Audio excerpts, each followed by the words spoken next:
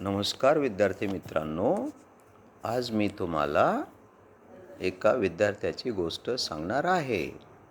त्या विद्यार्थ्याचं नाव होतं सागर. सागर हा वास्तविक बघायला गेलं तर हुशार होता, परंतु तो खूप आळशी होता. त्याच्या आळशीपणामुळे तो अभ्यास करत नसे आणि त्यामुळे परीक्षेमध्ये त्याला खूप कमी मार्क मिळत असे.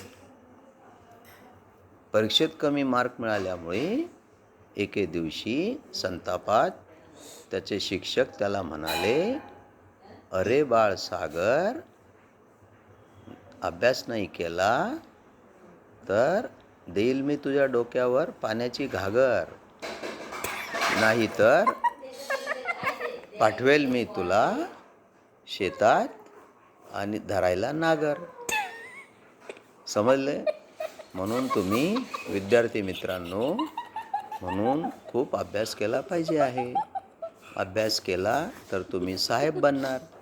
नाही अभ्यास केला तर तुम्हाला शेतात नांगर धरावं लागेल. समजले? मग तुम्ही ठरवा अभ्यास करायचं की नाही.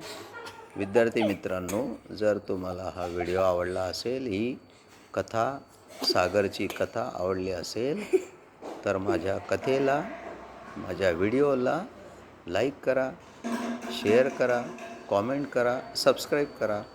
भेटूया पुढच्या कहाणीमध्ये. See you in the next video. See you. Thank you.